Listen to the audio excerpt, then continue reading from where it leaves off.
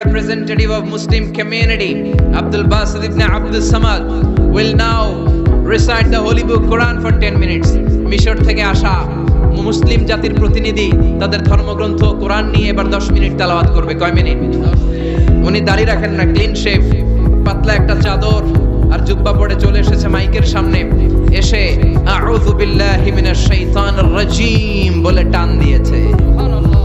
সময় কয় মিনিট?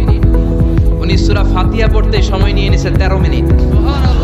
শ্রীমত ভগবত গীতাওয়ালারা হাততালি দেয়, সময় শেষ, কোরআন গেছে। কিন্তু কি আজীব তামাশা, বিচারক তো লাল বাতি চাপে না। বিচারককে লাল বাতি চাপার বিষয়টা ভুলিয়ে দিয়েছে কে? কেউ যেটা পারে না সেটা পারে কে? আব্দুল বাসিত কয় এই তো সুযোগ পাইছি আমি। বিচারক যেহেতু লাল বাতি চাপে না, আমি আরেকটা সূরা ধরি। উনি কোরআনের সবচেয়ে সুন্দর সূরা সূরা আর রহমান তেলাওয়াত শুরু করলেন। উনি উনার গলায় আল্লাহ যত সুর দিয়েছিলেন সব সুর, দরদ, আদর ঢেলে দিয়ে সুরের ঝংকার তুলে পুরো কনফারেন্সকে মাতিয়ে দিলেন।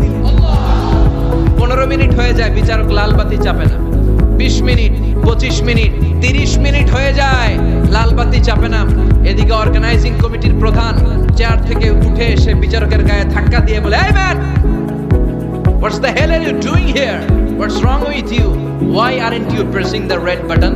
লাল বাতি চাপুস না কেন? ওরে ধাক্কা দেওয়ার পরে বিচারক ভূত দেখার মতো চমকে উঠছে। কি?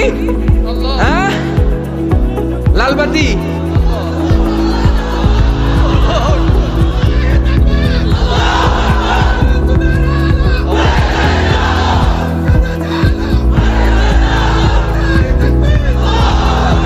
অর্গানাইজিং কমিটির চেয়ারম্যান যখন ধাক্কা দিছে, why aren't you pressing the red button? তুমি লাল বাতি চাপো না কেন?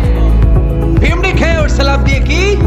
হ্যাঁ, লাল বাতি, নীল বাতি, কোন বাতি? কোন বাতি? হুশ নাই। ওর হুশ নিয়ে গেছে কে? আবার যখন আব্দুল বাসিতের তেলাওয়াতের দিকে তাকায় আবার বেহুশ। না পেরে বিচারক দাঁড়িয়ে বলে, ও আব্দুল বাসিত ইবনে Abdul Samad, come from Egypt, there is no time limits for you, recite as much as you wish. ও আব্দুল বাসিত, আজকের এই প্রতিযোগিতায় তোর জন্য তেলাওয়াতের কোনো সময় নাই, তোর যত মনে চায় তুই পড়ে যা।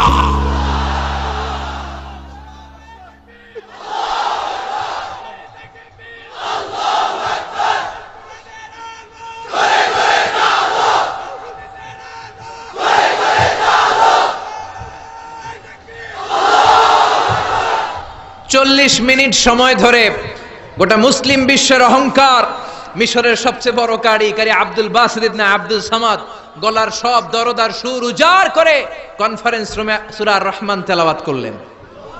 কনফারেন্স শেষ হলো, ওই বিচারকের বিরুদ্ধে মামলা হলো 3টা। কয়টা? যেহেতু আন্তর্জাতিক কম্পিটিশন, আন্তর্জাতিক আদালতে মামলা, সুইজারল্যান্ডের দি হেগ